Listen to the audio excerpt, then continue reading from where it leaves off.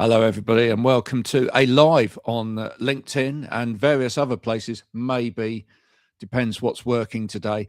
A storm may have taken something down across the Atlantic Ocean or something like that, or in the Suez Canal, a boat might have got stuck and caught a cable. Who knows? Any of that could have happened.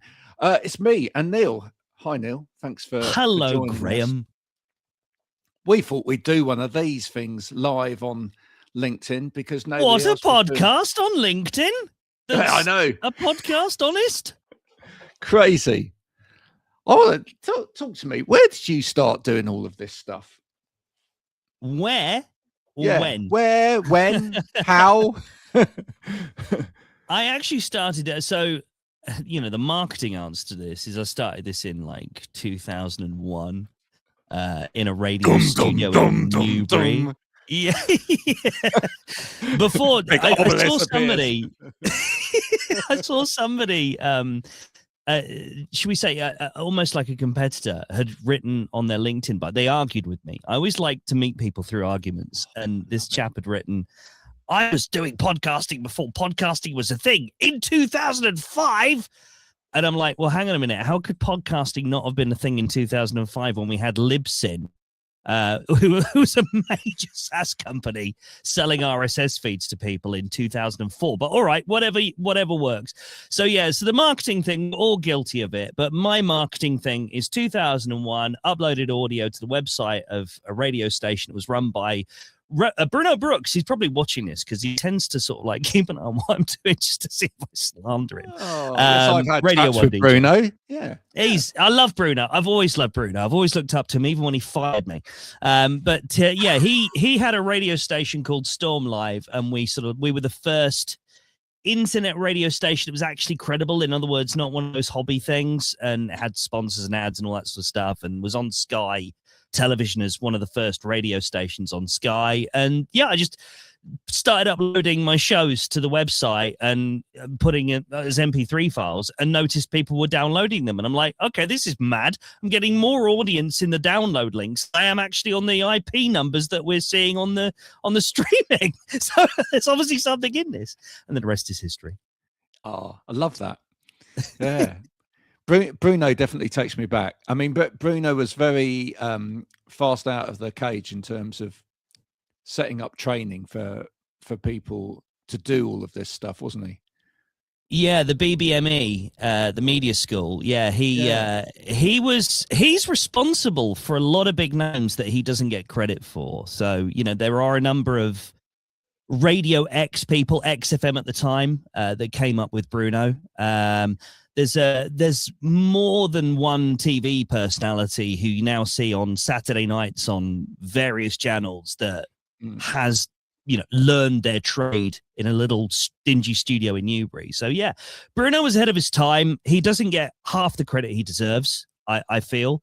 A lot of people, if they didn't work with Bruno or get inspired from Bruno directly, they kind of watched what he was doing and, magpied a lot of the stuff that he was doing. And, they've got him to be thankful for having careers, frankly. Yeah. Yeah.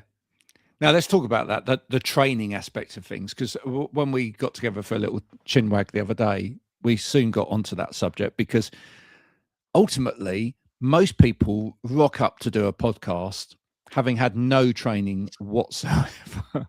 You're going to trigger me. Come on. Wind him in. But it's true, isn't it? I mean, it's like anything else in the world. You'd just be like, no, I can't do that. I haven't had any training on my accounts. I'll leave it alone. I'll let an expert do that. I don't know how to sell. I'll get a salesman in. I'll let them do that. Podcast, no, put me on it. I'll be great, even though I'm absolutely rubbish at listening, terrible at talking, and frankly haven't got anything to say. Yeah. See, I'm in two minds about this, because I don't think that not having done it before immediately excludes you from doing it. I'm one of those people that, my entire radio career started from being a tryhard. Honestly, I was in the right place at the right time, had no I've just spent 2 minutes there praising Bruno and his radio school. I didn't go to Bruno's radio school. I didn't go to any radio school because, frankly, there weren't many of them around. When I'd already started my career, I spent 2 weeks with Essex FM doing their kind of like just to brush up, basically. But I learned from doing and screwing up, making the mistakes, getting in trouble, and learning what I could do and what I couldn't do. And I know that you kind of have a similar background, which I'm sure we'll talk about, my hero worshipper, John Holmes, at some point. But, I literally learned from going in a studio when someone else had gone sick and just doing a show based on what I thought doing a show meant. And it was the start of, obviously, a really quick trajectory into what later, 2 years or 3 years later, became national radio. Yeah. So I'm not against people trying it. What I am against is people pretending they're more successful than they are while trying it. And then when it doesn't work out, essentially lying and cheating to make it look like they're more successful than they are because they can't deal with the shame of not having approached it correctly, not learning the hard way, and just putting out this guise of perfection that just never existed. That's where I sort of think, well, look, if you're gonna do it, get the right guidance on how to do it with authenticity. Because the thing is that the only thing you have as a podcaster is the trust with your listener, and if you don't build that, then you're essentially going to the same path as those radio stations that used to get fined in the 90s for lying to the listeners and faking competitions and all those sorts of things that really were a breach of trust of their audience. And that's why they got fined hundreds of thousands of pounds for it. I think there's no difference between, you have a duty to gain the trust of your audience. And if you breach that immediately by just faking it, I don't think there's any way back from that. Okay, so I'll take that. I think it is a good idea to let people try it, but you were in the right place to try it. I think that's the important thing. You were in places where people would give you feedback. So it wasn't just a case of, Neil comes in the room, does his radio show to 100,000 people. And at the end of it, regardless of whether it was a complete pile of tripe or it was brilliant, people went, well done, Neil. Next one. Someone somewhere gave you some tips and advice, feedback. And you progressed. Yeah, for sure. Yeah, you don't get to go in a box and talk for 4 hours to do it in a way that can backfire on the stakeholders and mean they lose advertisers without someone saying, what you did there was good, but you could do it better, or you could do less of that. You.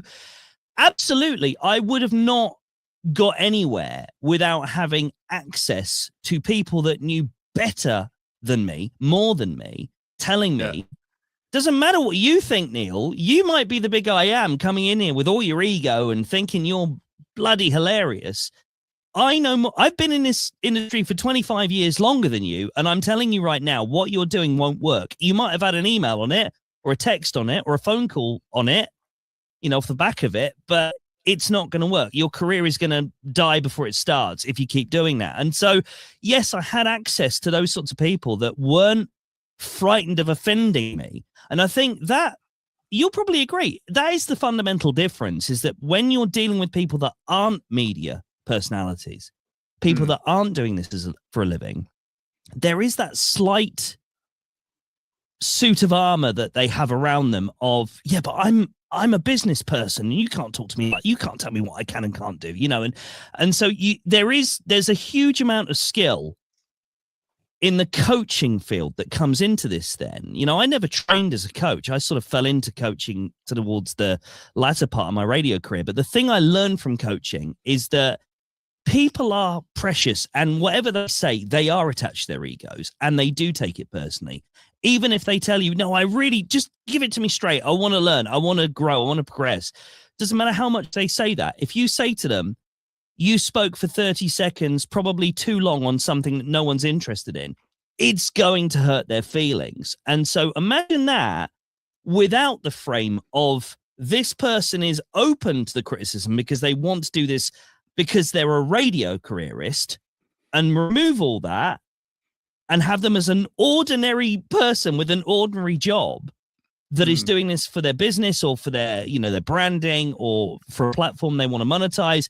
Imagine how much more impact honesty has on them. And you sort of get an idea of the challenge here of how difficult it can be to help people.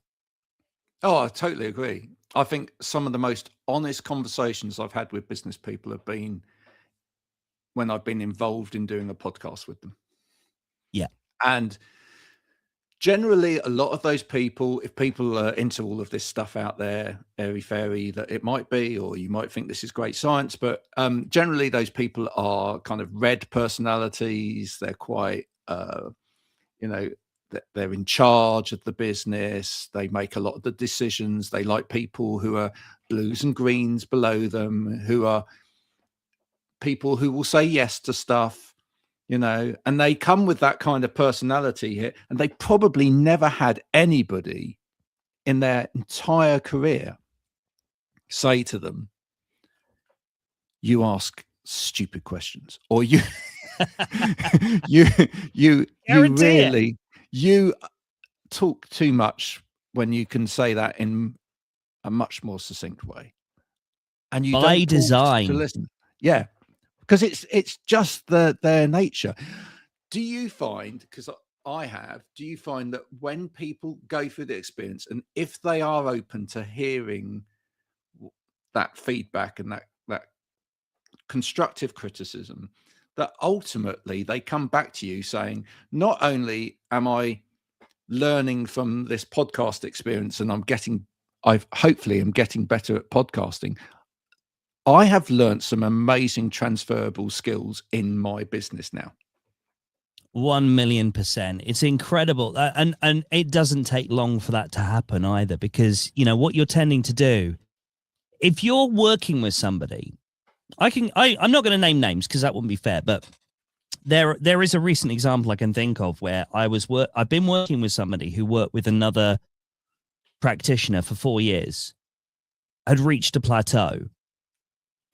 They weren't getting any improvement on the results in the whole 4 years they were working with this other person. Leaving the whole word, was that person qualified to do that job aside, it doesn't come into it. What comes into it is they weren't getting the results they were looking for because they weren't being challenged and pushed enough to move outside of their comfort zone. It was a relationship that existed with this person doing this thing and this person they were paying to help continue them doing this thing. There was no sort of thought given to how do they progress and make this better? How do we improve this? How do we get better results from it? How do we do things that are going to keep this engaging and make this more interesting and grow this thing as it, and within 4 months of working with this person, they started saying things to me like, wow, I've never done it in this way before. I've never actually put together something that I felt could have been played on BBC local radio. Because they'd never been given the opportunity to see if they could do it. And I said, look, you can do this the same way that you've been doing it. It was about a particularly interesting issue within their industry, a big news story that frankly was a national news story that if they were covering it would make them part of the national story. And they did, and they published it, and it was brilliant. And they did their own investigation around it. They started acting like a journalist. And they were so overwhelmingly blown up with enthusiasm and passion and love for what they were doing now. Their podcast went from being something they saw as a bit of a pain in the ass that they had to do every week to tick off a task list to, oh my God, this is the most important part of my business now. I love this. And I'm investing the most of my, marketing budget into this now. And I think a lot of people don't realize the opportunities that they have at their disposal by just having an RSS feed that's connected to podcast apps week in, week out. As long as they just give them themselves the time. If they don't want to work with someone else, that's fine, but you can do it yourself. But just give yourself the time and space to think, reflect, and understand so you can decide, okay, so I've been doing this and this is the results I've been getting from doing this week in, week out. What if I did that? What if I thought more about that, this, the other? What could happen? And I think it comes down to Graham, the benefit we had as people that worked in radio was we had people that gave us a chance. We would go to them with an idea and they would say, yeah, it could work. All right, well, why don't you go and have a try? Give that a go. Go in the other studio, mock it up. Let's have a listen to what that would sound like. And then if it's good, we can put it on air. They don't have that. All they have is, I've got an idea. I've got no one to feedback on whether this is a good idea or not. Oh, it's going to backfire. I'm not going to do it. And that's it. And that's the idea dead. And so I think the more that people understand, you kind of do need that feedback loop with your content. And you see this on LinkedIn all the time, like taking this away from podcasting and radio and media and looking at LinkedIn content, and you can see the fear that is behind 99% of posts. If I post this, I am going to be seen as less than, or I'm going to be judged differently, or I'm going to lose my business. No, it's LinkedIn. It's a bubble. You're not going to lose business because you post something that is frankly a little bit contrary to what all the other androids are posting about. And I mean androids because they're all ChatGPT written, let's face it. I was going to say that is why you like LinkedIn or don't like LinkedIn as a platform. It's kind of a mirror to all of this, isn't it? It's a very similar thing. I mean, it's why I'm doing what I'm doing now around LinkedIn, because it has just become so noisy. But I'm going around riling copywriters at the moment by saying that they're part of the problem. But I believe they are. I genuinely believe they are, because I just feel like part of what's happened is that people who write have just ended up writing for other people and then diluting the pond. And by that, what I mean is that we're going through the motions of writing to reach the end of the day and go, oh, we've produced some stuff for you to push that out, which is the same thing that you were saying with podcasts. You know, it doesn't work when you just tick the box with it. And what we need to get back to is people producing something with a purpose in the first place. I mean, you talked about we were given the opportunity. I think I told you the other day about the story that, you know, I did a Friday afternoon show, and then I made the opportunity by going to the station manager and going, look, this is dull. Some of this stuff is dull. Let's make it a little bit more interesting. Let's bring in some comedians and do it like a afternoon magazine style show with me as the straight person, which was hard sometimes, I must admit. Yeah. And then having these funny guys in front of me just making up these characters. I mean, to not laugh when someone's pretending to get inside a milk bottle, it's really difficult, you know. Straight guy's a tough gig. It really is. It can be. It can be really, really tough. But there was such creativity around some of the stuff that we just wanted to try, and some of it ultimately failed miserably. But through failing miserably at stuff, we also got real success with other stuff. I think you don't ever produce your best stuff unless you just try all of the crazy ideas that you have. 100%. You know, you I've always used to say, before I got into business myself and understood that there is, you know, curation has a part to play. But the danger is when the curation becomes the starting point.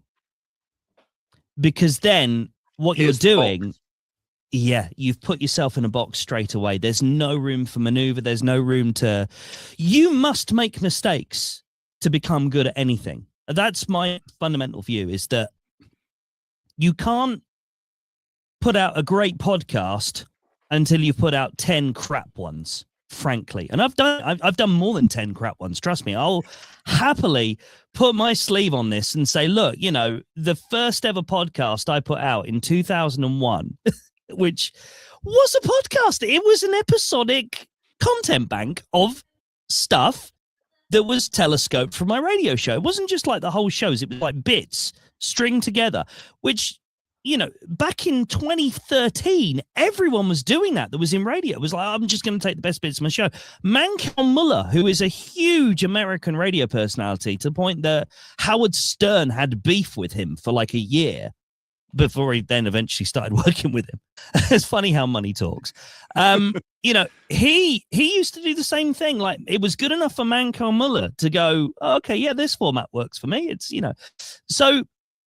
But it's terrible now. You listen back to any of those formats of radio guys sticking the best bits of their shows together in a 30-minute Telescope piece. Now it sounds awful. There's no cohesion to it. There's no story. There's no structure. It's just, oh, listen to me. Aren't I brilliant? And you're going to experience that for 30 minutes. The moment it changed was when people started to go, do you know what? I'm going to do something different with this. This is not radio. This is different. This is storytelling. This is a way of connecting with an audience in a different way that, forget the whole, oh, I can suddenly swear now if I want to, because there's no Ofcom regulation, or in America, FCC regulation, if you're watching from America. But, when they started to realize, oh, I can do something a bit more creative and a bit different. And the things that were rejected by my program director when I did this in the radio show, I can now do this. I've got carte blanche to do this now. When they started doing things like that, that's where things started to fly for them. And I think that can't happen if you start from a point of curation. As in, I have this RSS feed, or I have this YouTube channel, or I have this LinkedIn profile. I am only going to post things that fit within that box. That's a recipe for failure. It is. I think people even want to do a podcast without knowing what they want to do. It sounds mad, but they 95% of them, absolutely. Yeah.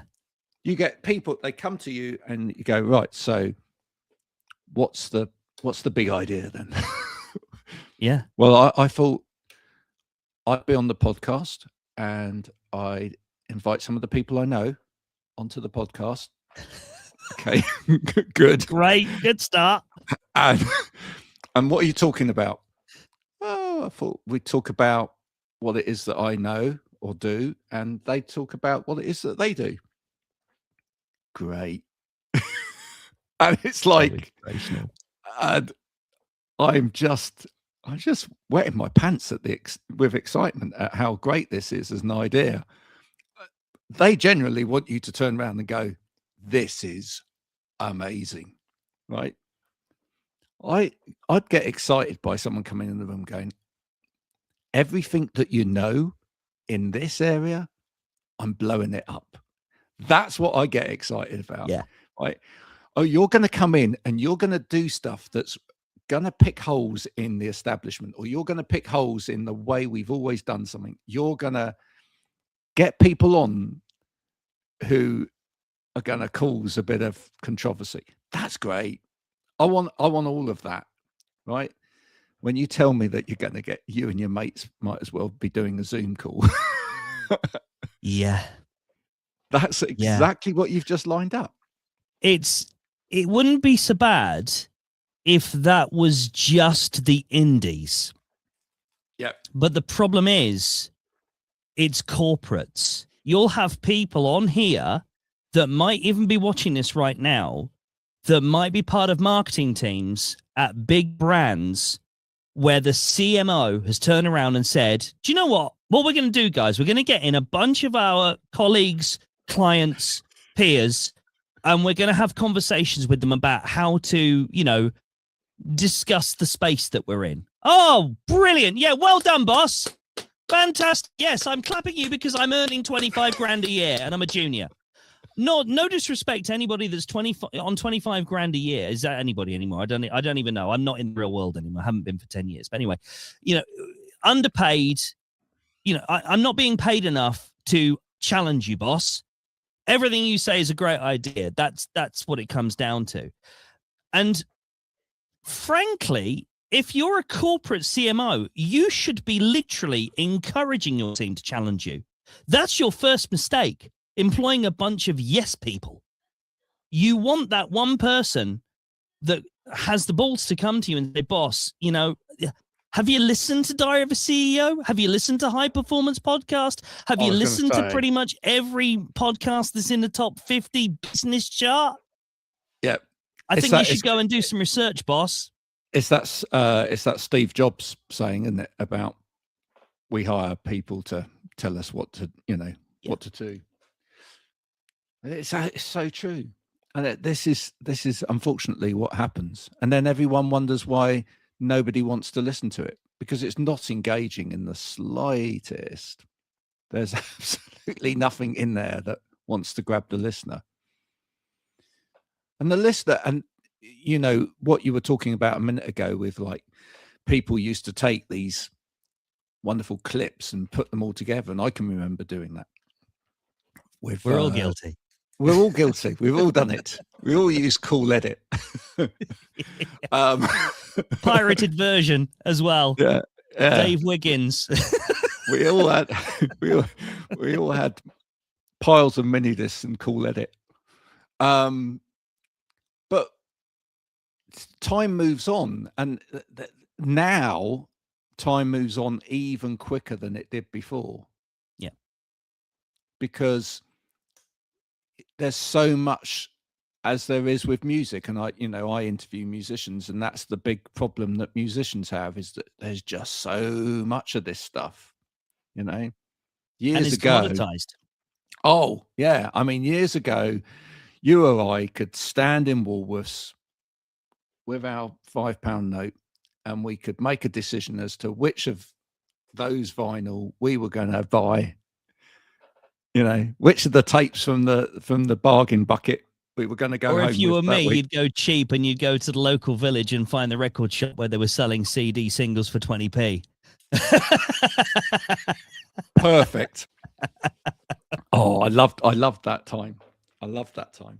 But the point is, you invested. You physically had to go and queue and invest and save up your money, and you did all of that, and producing stuff was expensive. So if you were lucky enough to be a band or an artist who managed to have their material created on a medium which people could buy and then distributed properly and advertised and marketed, there was big money in the music industry then you would probably shift some units. Nowadays it's millions of songs getting created every day, and then people can just do that and it's up there. And it's the same with podcasts. Every single day somebody's creating another podcast, and they're creating a podcast in your field, in your sector, and they're using AI. Using AI, and they're coming up with a better name than you've got. They're being slightly wittier than you are. They're being a little bit more, they're a little bit sharper in terms of the subjects that they're looking at. They're cutting that little bit deeper. They're getting a bit nearer to the audience, and they're taking your audience away from you. So these days, to really stand out, you've got to have something very different. And actually, I talk to musicians about it because it's quite interesting, because this isn't just something that impacts the likes of CEOs and corporate heads or whatever.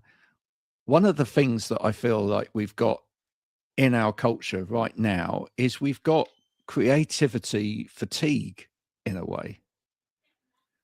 And I see it with musicians where they go, oh, do you know what? I just want to make the music, right? But I've got to do the socials as well.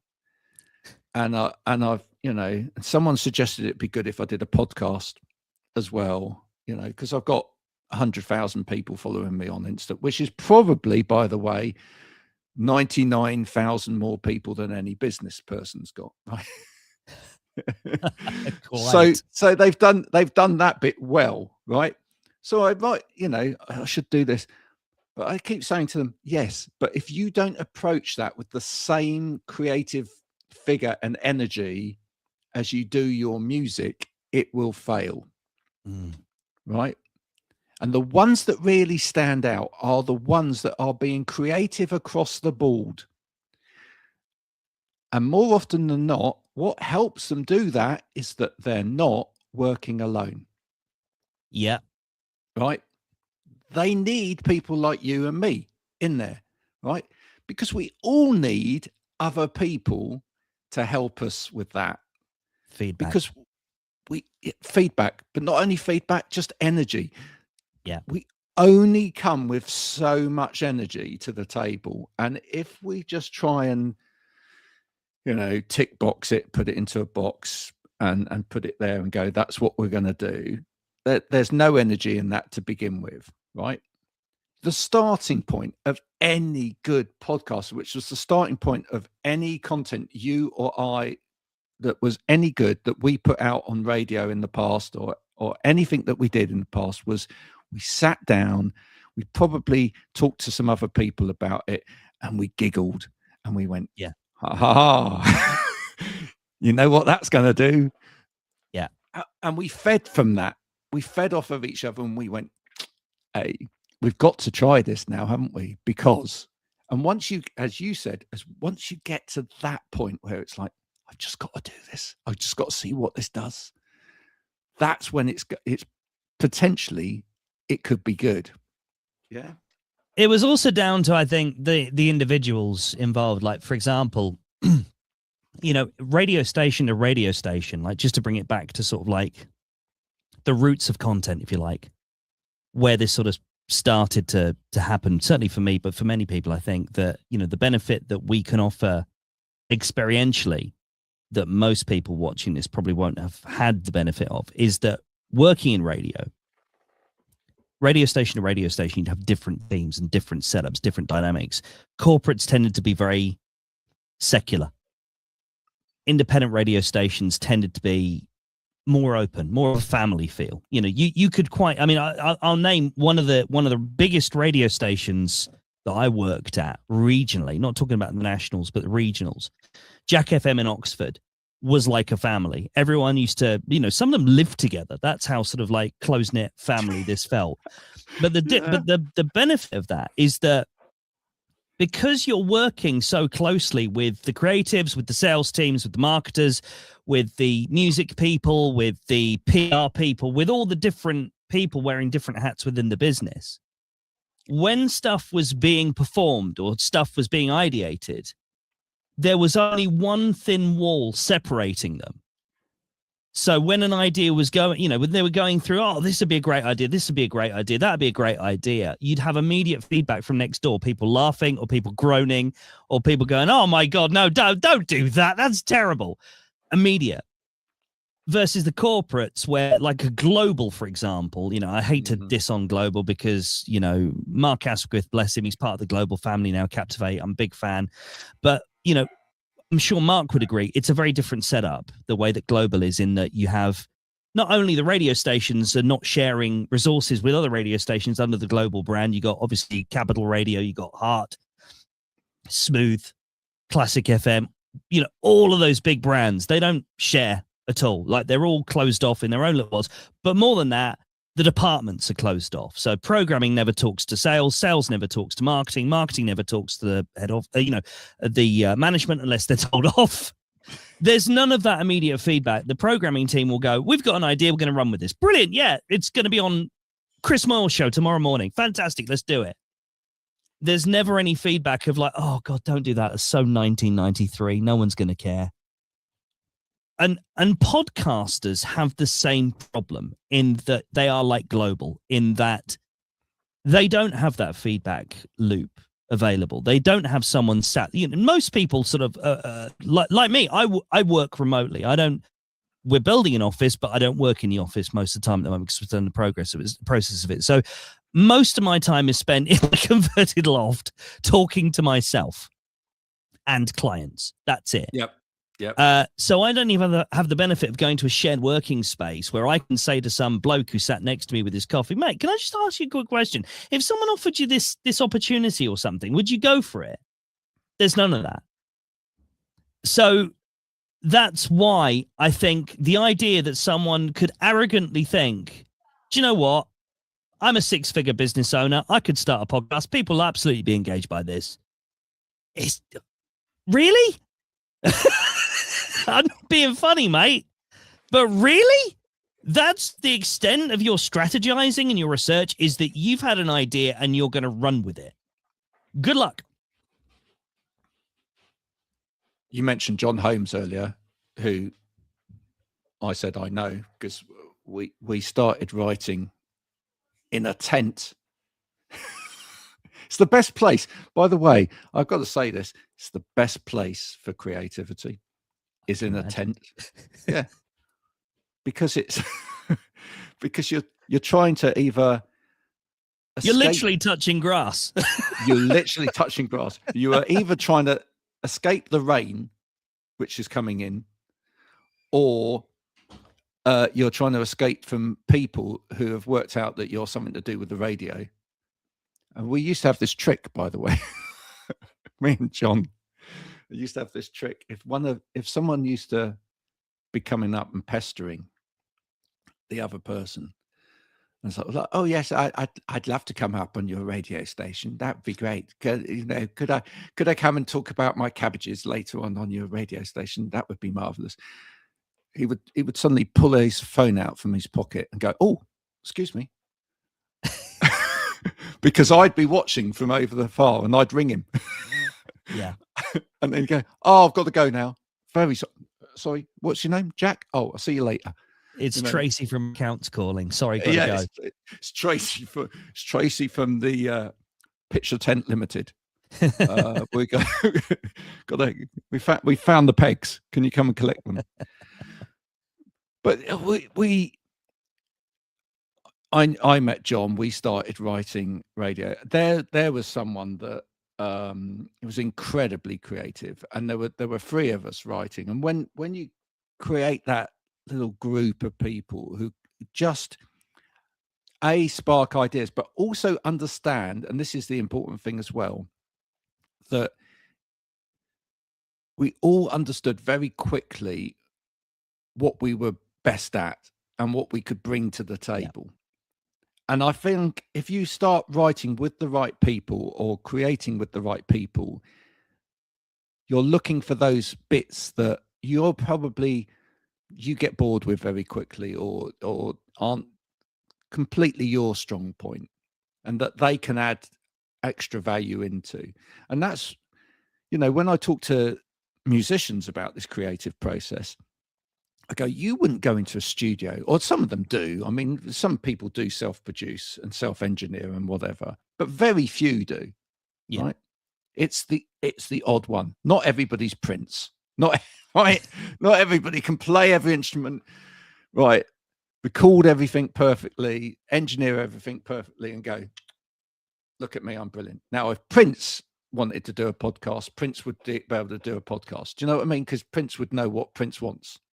And I mean, it's still not guaranteed to be any good, but he would certainly know what he wants. He'd certainly know what he wants, right?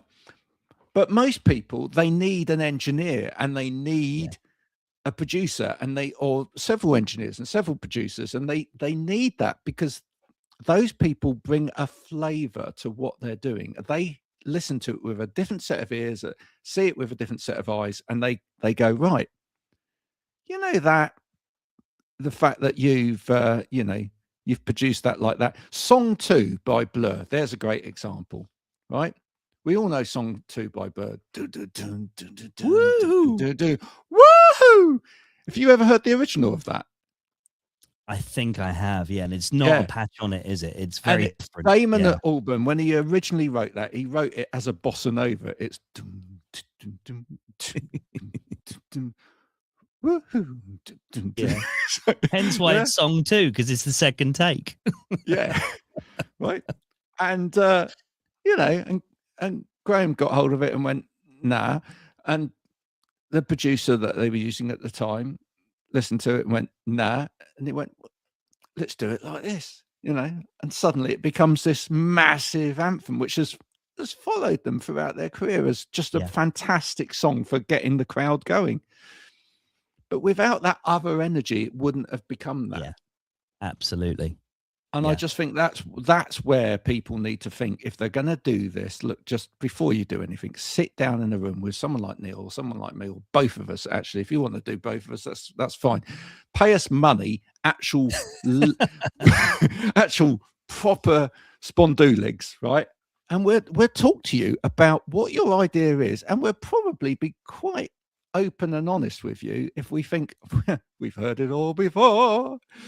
And you'll come out of that room knowing, right, either this is a bad idea now or a good idea. And if there's life in it, we'll give more life to it, because that's entirely what it's about, you know. But of course, you know what what will usually happen now is someone will bypass that route and they will go to their Chat GPT, because, you know, we've now been conditioned in the past 3 years that if we have an idea but we're not sure, why would we go to an expert when we got Chat GPT, which weirdly is based on the ideas and thoughts and concepts of humans from 3 years ago that were operating at base level and were also giving bad advice to, you know, people that they were willing to share with the bots. So that's what we're dealing with, is that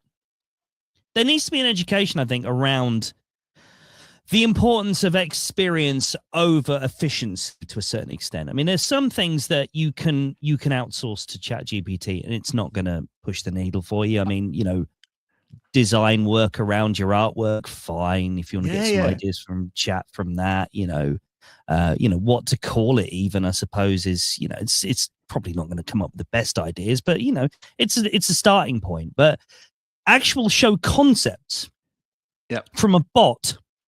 Yep. I've got an exercise that I'd like everybody to do, right? Which proves that you shouldn't be using AI for this stuff, right? It just proves categorically that you shouldn't be using AI. Just come up with the most random set of things that you can possibly think of and write them down. I know where you're going. Right? The most random set of thoughts possible. Just come up with like 5 lines of complete random thought. Put them down and then feed that into ChatGPT and see what it comes up with. It's going to love it. It will love it, but it will not produce anything that you want it to produce, right? No. Because ChatGPT is like a big Etch-a-Sketch. It's looking out at all of this data that already exists, and it's trying to copy bits of it and put it back together for you. What it can't do, which humans are beautiful at, because humans are beautiful, they're messy, they're complex, they're messy, etc. Humans can do weird, right? Humans can think about stuff in ways that no other creature on the planet can think about it. We can even understand, and this is one of the things that I talk to some musicians about. We can understand lyrics that mean bugger all. Yep. Right. Nick Kershaw, perfect example. Perfect example. I met Nick the other day. Did I tell you that? No, it's just serious. I'll send you the photos. Name drop. I actually got to see Nick the other day, and Nick actually tells, if you go and see Nick on his latest tour, he talks about the story of the riddle. The riddle was complete nonsense, because gibberish. The reason it was gibberish is because when you record some songs, sometimes you just put down a guide vocal, and you're just looking for phrases that sort of go with the melody, so that you can then come back later and fill in the gaps. Yeah. He only had 2 weeks to record the whole of that second album, start to finish. And the riddle was the last song that he was working on. He just ran out of time. He didn't and energy, probably. Yeah. No, he honestly just ran out of time to actually go back and finish the lyrics for this song. So he put it to the record company as it was and said, I really need, and they went, no, it's great. He was like, oh no. But it was wonderful, because I don't know whether you remember this. He appeared on things like Saturday Superstore and whatever, and people were doing competitions where they would go, So somewhere in the UK is buried some treasure, and that if you can work it out from the lyrics of this song, and he just went along with it. Bless him. Yes. He was just like, it was like Rick Rolling, you know, when that first came out, and he just went with that, didn't he? You know, because why not? It was just so superb. Is a great song. I don't care what anybody says. That is an absolute work of genius. And if he just stumbled across it and it was divine intervention, that's even better, really. It entirely was that. Entirely was that. And so, you know, we are so good at just making the abstract make sense in our heads. Right. Oh, I mean, perfect example. I mean, you know, I know of a few people because I've had conversations with them privately. I know a few people that are quite big, without giving too much away, quite big LinkedIn names, if you like, that have admitted to me that they have essentially outsourced all of their stuff to AI, from their posts, their comments, all of it. I'm not going to name names, obviously, but you know, you can tell. You can absolutely tell because the personality's changed. There's no more vibrance that you once knew from them. It's now all very to the public perception. It might look like they've just knuckled down and decided to get more serious for their business, and that probably suits them because then it covers up the fact that it's not them. But a perfect example of this is that one of the most viral comments I've made on LinkedIn in the past. I don't use AI for comments at all, ever. I sometimes use it to help with ideating posts, but that's as far as it gets. But I did a comment the other day, and it was the most viral comment I've ever had, and it was literally about Stephen Bartlett, and it was just the other day, actually, about how this guy, I wanted to be his best mate because he had frankly said that he used to like Stephen Bartlett and his podcast, but now hates him, and he, you know, pointed out why he's not going to listen anymore. And I wrote a comment about, I don't know where it went, but it was like, it started off as like, I really love the fact you've written this. I feel like we should be best mates. We should get together in some sort of influencer ghost busting style tribute act where we both cross our influencer hating streams and have little splashes of Stephen Bartlett cover New York City and land on Dan Aykroyd's face.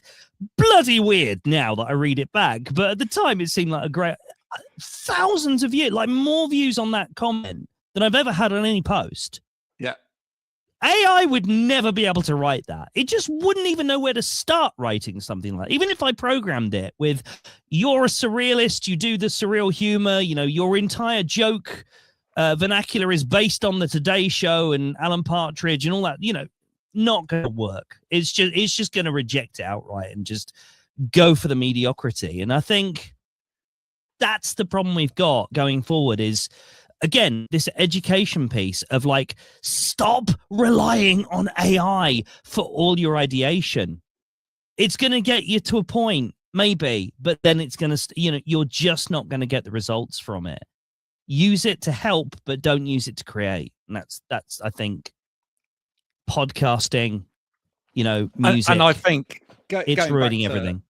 Yeah, going back to talking about John Holmes, who obviously has written a lot of comedy as well in his life. I think that's one of the reasons why I think it's one of the reasons why a lot of comedians have done quite well in the podcasting frame is because if you think about how comedy works by surprise. Yeah. Yeah. You set the joke up, you set the expectation up, and then the punchline is not what you expect. And that's what makes it funny. And what does it lean on? What does it lean on heavily? Comedy. It leans on something that I pontificate about all the time: storytelling. You can't tell a joke without a story.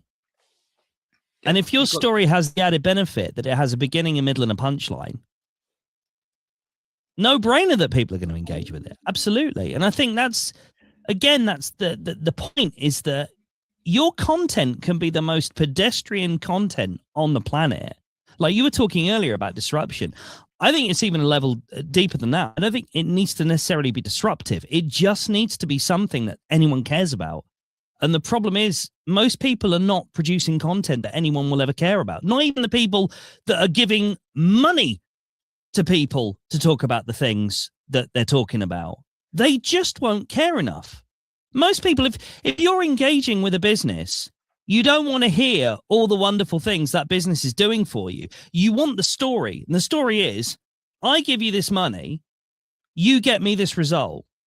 That's really all I care about. Everything else in the middle is kind of story.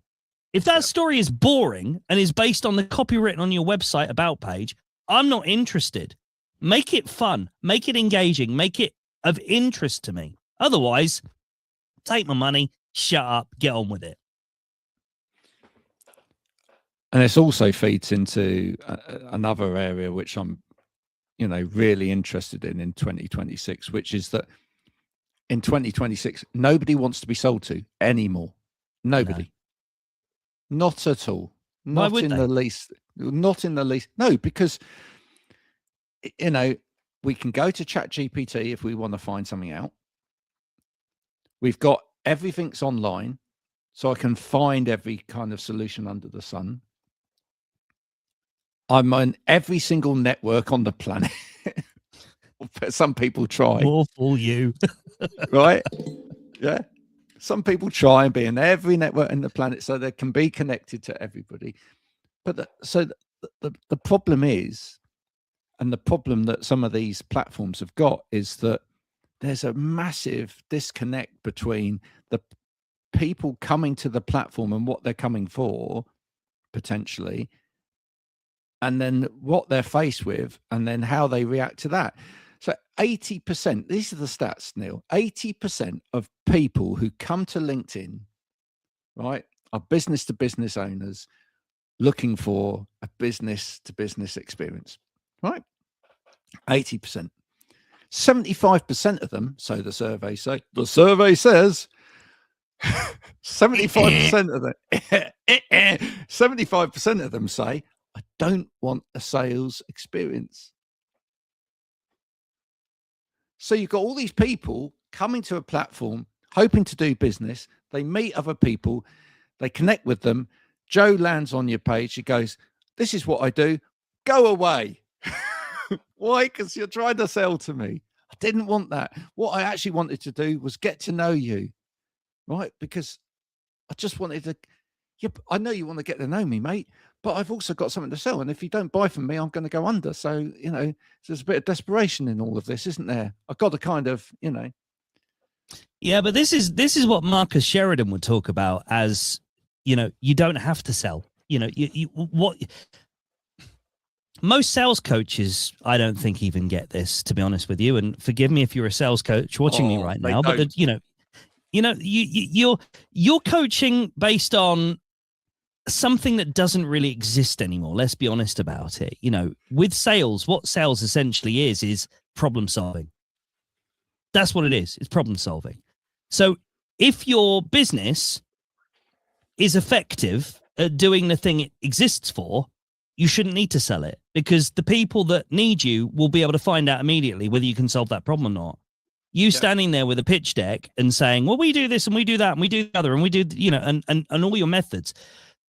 That selling piece, it shouldn't be as relevant now as it would have been 10 years ago or even 5 years ago. You're not problem solving by selling.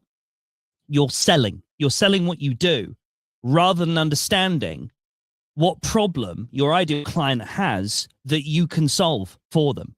So really what sales comes down to is an agreed transaction of you give me money to make your life easier without you needing to worry about the nitty-gritty of it. That's really what it comes down to. So for that, by that recognition, by that reckoning, why would someone want to come to LinkedIn to have someone pitch at them all the time? They wouldn't. I don't. If someone comes to me in a DM and says, I feel like we're aligned, and then 10 minutes later, here's my link, let's book in the calendar and talk about how we can improve your CRMs or, fill your lead pipeline. I don't need to fill my lead pipeline, mate, because my lead pipeline is literally me having people come to me, tell me about their problems, and me saying, yeah, I can solve that. Here's the link to pay. That's it. That's all a lead pipeline needs to be, is telling people, this is the problem that you have, and I understand and relate to that. This is what we do about that, actually. Feel free, if you want to find out more, let's talk about it. That's it. That's all sales needs to be. But people are not coming to LinkedIn for that even. What they're coming to LinkedIn for is a sense of belonging. And this is what people don't talk about. The platform is for people that need a sense of belonging, because 9 times out of 10, they work alone, or they work in very small businesses where there's a hierarchical structure. So they can't necessarily go and wag to the person that's supposed to be working for them, in the next room. They don't want to distract them, but they need someone that's a same level as them, has the same challenges as them, the same problems as them, may not even want to buy the services that they're offering, but they just want to have that connection. And then, funnily enough, what tends to happen anyway is that when someone does have a problem that you can solve, they'll recommend you because they've got that relationship with you. I don't understand why people on LinkedIn find this so complicated. It really is not that complicated. It's not complicated, but and to that end, that's where I think that copywriters are part of the problem. They can come and challenge me on that if they want to, because I just feel like you're just perpetuating that and making it more of a problem by just putting more and more stuff out there, which is effectively a fake kind of sales message. Whereas actually, what people want is, and the currency should be creativity. The currency should be making stuff. The currency should be doing stuff. The currency should be activity. My worst nightmare for anybody buying anything on LinkedIn is these people that turn up and go, I'll sell you 30 days worth of content. I've got a 30 days content calendar. You see them come out in January, just like the diet people, Yeah. Buy 30 days. Get your new year going the way that you want it to. Buy 30 days worth of content. Why? Hi, Janet. Hi. ChatGPT can do it for you anyway, right? Yeah. Just ask it and it will produce you 30 days of content. B, that's Janet's content. She's already put it out. She's already tried it. She's already sold it to 100 people. They're all putting it out. So let's be honest, she's not giving you her best content anyway. It's not necessarily stuff. So now what you've got is secondhand bad content, which you've paid 100 quid for, which you're now putting out. I mean, honest to goodness, I say to people, and this is my belief, I say to people, don't fill your diary with content. Fill it with activity. Be doing the next thing, right? Life is just so much more interesting than content, because actually when you start living life, when you start actually doing stuff, when you start getting in a tent with a group of other people and giggling and producing something that's a bit naughty and whatever, and makes you all laugh together, or you think, oh, I've got a great idea, and then you bring other people into it and you create something amazing from it. That is content. That the content will come out of the experience, but it's experiential first, right? Imagine if we got to a point where on the planet we never watched live music anymore, right? Oof. I know, right? And there are some people that go, oh, well, I'd just rather stay at home and listen to the CD. Well, just listen to the CD at home and shut up about it, because you've probably never been to a live concert in your life. Right. But the point is, some of this stuff is amazing. Right. And we go and we should not put our phones up. We should just enjoy it and take in those moments. And we should go and visit somewhere on the planet that nobody else has visited and do things that other people just haven't done. And then we should make podcasts about it so that we can bring people into that experience. But only when you've had a proper sit down with somebody that knows what they're doing and strategized and ideated it. Otherwise it could still be utter rubbish. Yeah. It is. It's true. I've got a sticker on the back of my phone which I was sent by a singer-songwriter from America who called Hayley Reardon, who very famously appeared in the Ed Sheeran video for Old Phone. She was picked by Ed to appear in the video, and she got to play with Ed Sheeran sitting at her feet. And well, it's nice if you're into that sort of thing, I suppose. Which is terrifying, I think. But it says, which you can't read because this is a mirror, but it says, enough is everything. Enough is everything. And it's true. Yeah. Yeah. Yeah. Just absolutely. Just do stuff that's enough, right? I like that. Because it is everything. And every idea starts with something that's just enough. As Neil said earlier, and I do believe he's right there, yes, if you've got an idea and you want to try a podcast, etc., just come and talk to us about it.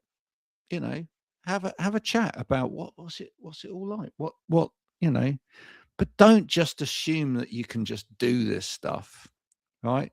Assume actually that you've got a great idea and check it out with somebody, and then chew the cud, come up with an even better idea from that idea, then have a go at it, and then take feedback. And when you've started taking feedback, learn from that feedback. When I first started my music podcast, it was awful.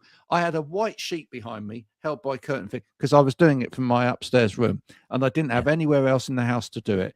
And eventually I had to put my foot down, and I had to kick a child out of a bedroom and say, no, I'm getting that as a podcast studio. That's just what had to happen. But you look at it, you learn. And here's one thing I would say to you. I bet most people who do podcasts don't even ever listen back to their podcasts. Right? More so now, I think. But yeah, I know what you're saying. Yeah. A lot of people don't like the sound of their own voice. Yeah. And they but what I'm saying is, do they actually listen back and I'm going to put two bits to it then. Do they listen back and enjoy it? Right?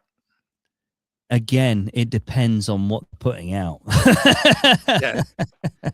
Because I'm not blowing my own trumpet with this. I genuinely like listening back to my conversations that I have. Yeah. I genuinely enjoy listening to them. If I can enjoy that experience, other people can. And that's then what I have discovered, right? Yeah, if absolutely. I can make it a conversation I would genuinely want to listen to, then other people will do that as well. That's my entire aspirational mantra, actually, is that, my old podcasts that I created in the radio days, I've still go, but they're not public anymore. I've taken them off because they don't mean anything now. They don't help me. They don't, I still listen to the original MP3 files from time to time, and I'll have a little giggle and go, "Oh, it was quite funny there," or "That was, that." But that's it. That's between me and the podcast. But my aspiration is to not have content that I have to remove from public and can proudly keep out there. And I think what I'm creating these days ticks that box. I can go back to one of the first ever episodes of my longest standing podcast and go, actually, yeah, do you know what? I can stand by that. It feels good to listen to it. It's genuinely useful stuff as well. Yeah. I think if you can't do that and you rue the day you recorded stuff, that should be a bit of a clue as to how good it is. Frankly. Genuinely, it's not. Listen, we could talk all day, but that would be very unprofessional of us. So we won't. I thought this was like the radio days. It's a 4-hour shift where I don't even get time to go and have a pee. But okay, I'll take that. That's fine. Well, we used to keep bottles under the table just in case.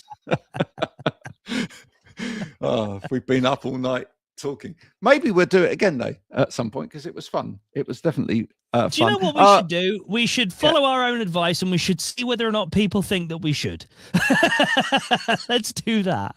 I think that's what we should do. And actually, if you liked it so much that you thought this just should happen, and I could actually help make it happen, then do get in touch. If you want to sponsor this, we will do it on a regular basis. Just give us money. We'll do it better. I mean, if you're paying us money to do it, we will do it a lot better. We'll actually follow our own advice and plan and ideate it and put some structure to it as well. Yeah. But if you want to, open your wallet and give us some of your money, give us your money,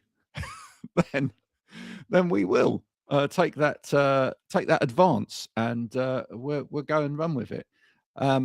the only thing is, if you are to sponsor a show with me and Neil talking, is that you can't just turn it into some boring corporate monologue, right? Because we're not interested in that. We're only open to offers if you're genuinely interested in us talking effectively about all of this stuff, and maybe sidling in your business at some point. You know, we'll find a way. We'll get you on to do some kind of Gunge challenge or something. that could be fun, couldn't it? Bring back. That's normally what I put in my small print in any of my corporate agreements. To be honest with you, I get to gunge them if they put out terrible episodes. So yeah, I'm more than happy with that. Oh, there we go. So thank you, Neil, for coming on. Thank you for watching, listening, or whatever it is that you've done. In the week that Ant and Dec finally put out a podcast, we did too, but maybe ours is better. Well, theirs is a podcast. Let's be real. Theirs is a podcast. Until next time. Bye for now.